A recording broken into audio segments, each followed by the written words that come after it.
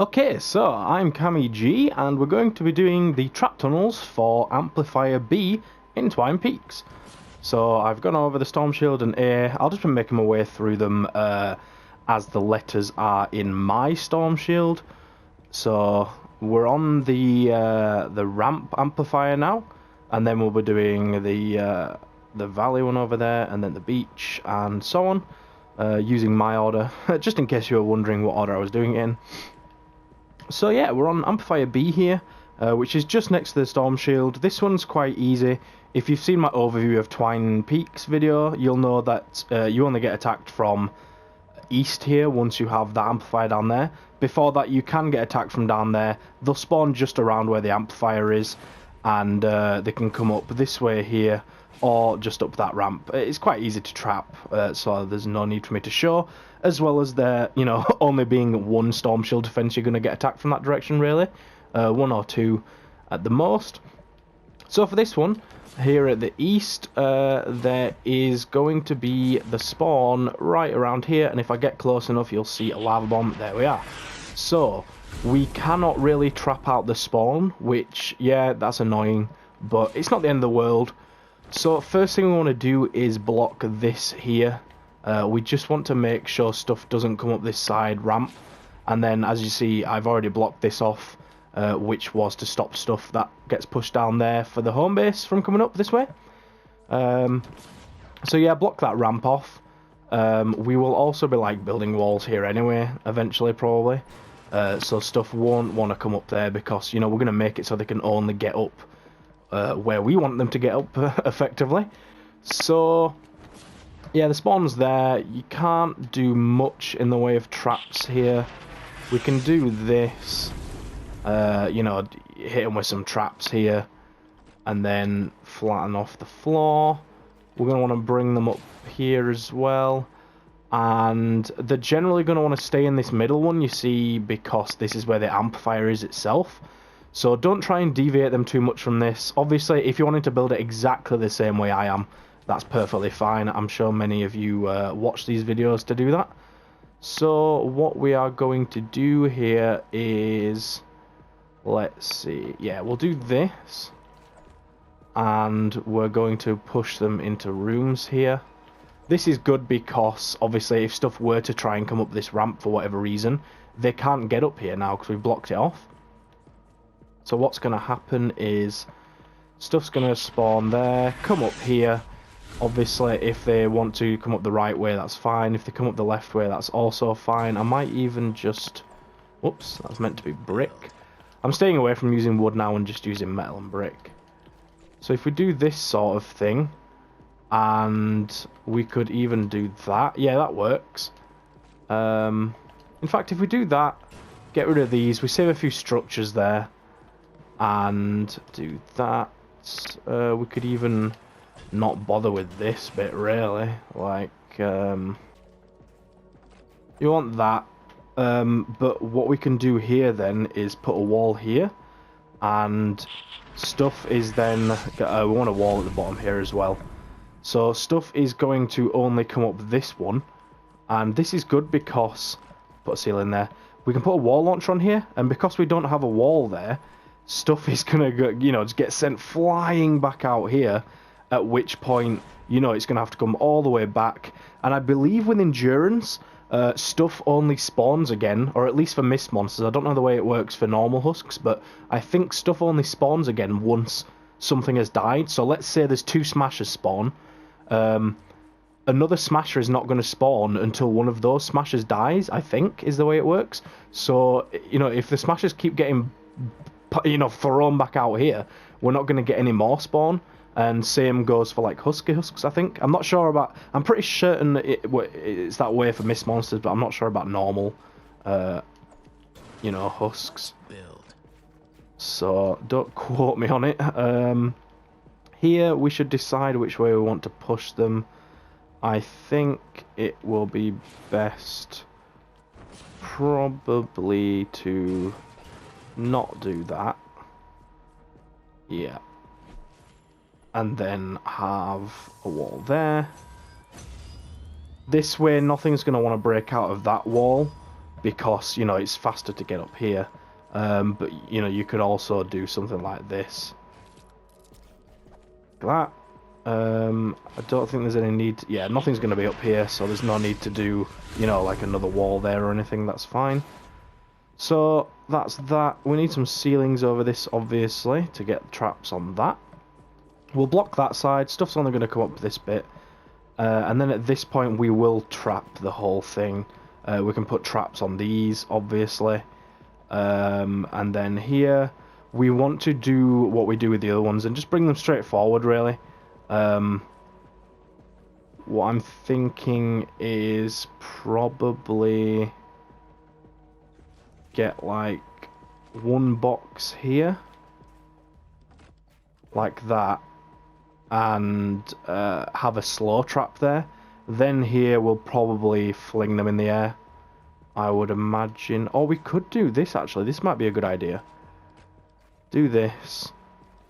That way, when smashers get to this point, they can't get through this. They won't beat it, I don't think. Whoops, that's meant to be metal. I don't think they'd beat it. I think they would go to the side, at which point, you know, they're going to go over 1, 2, 3 different floor launchers. So they should, really, if you think about it, get launched in the air, because that's enough impact and knockback to do that, I think. So that's the tunnels. You know, with this bit up here, you can mess around and adjust it how you like. You might want to just literally do this and put floor launchers on all 3 of these. That would work, you know. Stuff gets flung in the air. Not really any need for the walls at that point, although you can put wall launchers on them. But the risk with that is, if the floor launcher and wall launcher go off at the same time, the stuff can get flung like in weird directions, at which point, you know, they're going to be coming from over there or something, or over there, and they'll start smashing stuff that you know, you don't want to get smashed. So, you know, I'm kind of leaning towards this, actually, because it uses fewer structures. I think I might. And then we don't need this. Oops, there's a ceiling there.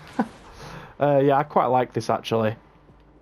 I don't think smashers can get through this gap here. I know normal husks can, but they're not going to make it to this point unless it's an epic mini-boss. So yeah, I think I'll actually go for this build. It's up to you which one you want to use. You could use the other one if you want. At which point you would put a wall launcher on that one, sending them into that box there that we had, and you just put traps on all of this in here. But yeah, for this video, I'll do the traps in the same video, because it's, you know, it's only one direction, quite an easy build. I only did it for home base because it was big. Yeah, also I'd like to mention that with lobber shields, you know, basically where you just build a bunch of ramps, you know, like up like that, to stop lobbers and flingers from being able to get to the amplifier. I'm not going to generally show those in videos of the trap tunnels, because what I'm going to do is try and find out which amplifiers and which directions get attacked with lobbers and which don't, because I'm pretty sure there are some that just don't get attacked at all with lobbers and flingers. So once I find out that, after I've done all the trap tunnel videos, I'll release a video showing, you know, which areas you need to build a lobber shield, how you build it, and that sort of thing. So definitely subscribe if you haven't already to, you know, be notified when I publish that, because that'll be a few weeks down the line probably, because I can't get videos out too fast at the moment. But yeah, we'll go ahead and put traps in these. We might as well start at the bottom down here. Let's get that lava bomb to go. What I'm going to do is put a wall launcher here, because if stuff spawns here, it's going to, you know, walk in front of this, and this will just give us a bit more time. They could get hit by the lava bomb another time, that sort of thing. I am tempted to do this and put cannonballs on those. I think I am going to. Yeah, I'm going to do that. I'm just wondering though, I think I can probably get away with doing that. Yeah, we'll do that. Okay, so stuff that spawns here is going to go in there, obviously. Stuff that spawns over here will get launched back. They're going to get hit by cannons once. I don't think we can put any ceilings above this first bit. Let's just try and get this lava bomb to come down again. yeah, it's going to break any ceilings that we put down. That's fine. You know, the cannons do a lot of damage. That'll get rid of a few of the little guys, damage them a little bit at least. So yeah, we'll go ahead and put those on. So get the cannon traps on there. Let's just see, are these the right build? Yeah, they're fine. Okay. Then up here, we do want to put cannons on these because, you know, this is where everything's going to come up, like everything. Even the small guys will probably still be alive here, so we want to just get these. And then what will happen is, because they ping back and forward, they'll then roll down and hit stuff that's coming up, which is, you know, really useful. So, yeah, gas traps we're going to be putting on every single ceiling, so I might as well just go through and do that now. You can notice there's not actually that much room to build traps on this, so be wary of that. You might even be tempted to put another layer of cannonball traps there. Yeah, I think that would be worth it. It might be easier to do 2 walls like that. I'm not sure exactly where the spawn is. But you know, if stuff starts spawning here, just move this wall and put 2 there like that. But I'll do it like that for now. And we'll get broadside traps on those. I like the noise it makes when you put it down now. I think they changed that. Let me just put one down and see if you can hear it.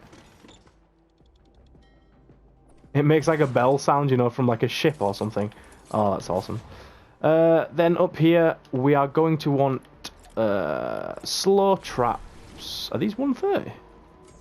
I thought I was using 106. Oh well, either way, I don't really care. So yeah, these here, and then in the boxes, this is where you want damage traps.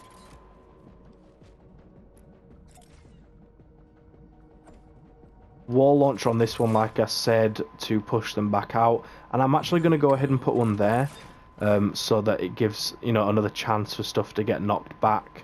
Here we want launchers on these ones, because they'll send them into these rooms.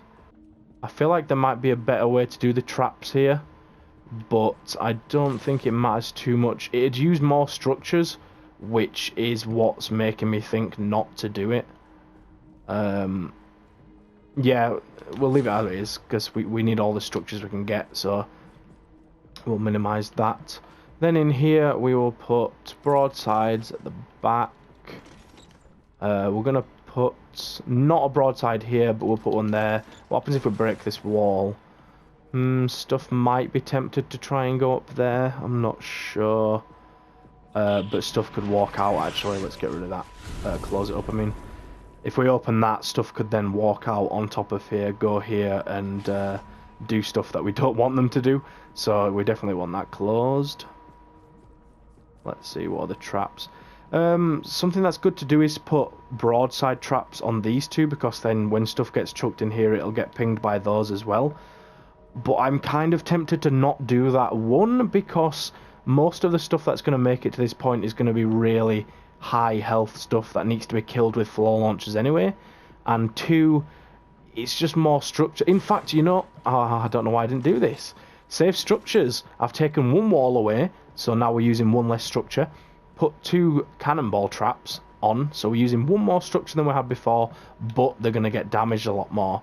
The only bad thing is that if, you know, something gets flung into this bit, they're probably going to walk diagonally. They might get stuck on this, but they probably won't get launched back in there. But that's fine. Then up here, as a last-ditch effort, we put cannonballs there. And then what we want here is floor launchers the whole way. And we want wall launchers, I think, to, you know, to basically get the impact up on the enemy. Now, the only risky thing here is that if a smasher gets here, there's 2 wall launchers and 1 floor launcher. So if one of the wall launchers is the one that actually hits the smasher and knocks it, it's going to get hit to the side, and the floor launcher isn't going to do anything. So I'm kind of wondering whether we should actually not put wall launchers. What I think we'll do is break these 2, and I'll explain why. So, oh, let's just pick up. I need all the materials I can get for all this. The reason why I've done that is because now there's one of each, so it's more likely that the floor launcher is going to be the thing that actually, you know, pushes it, which means the smasher goes up, comes back down, probably dies because it's already taken a bunch of damage. And then on top of that, if the wall launcher and the floor launcher were to activate at the same time, it would now fling them diagonally this way, at which point they'd either land down there, land on top of that bit, but you know, they can come up and they'll just start beating these walls or something to keep them busy. Whereas if we had these ones here, they'd go up and this way, and they might, yeah, they will beat through this, and we need this to be here to stop stuff for the home base from going up here. So that is the reason that we are doing that. But yeah, that's all the stuff you need. So, you know, that's your amplifier B. I don't go over the top with the actual build on the amplifier. Like, sure, you could definitely do something like this to stop stuff from getting through. Maybe another one there or something, you know. I don't tend to do that because, you know, I think if something makes it to this point, it's not going to bother us anyway. If you're running your endurance, if you're doing AFK, that's not the best way to do it. You're not going to get to a high enough level doing it AFK. You won't really get good rewards.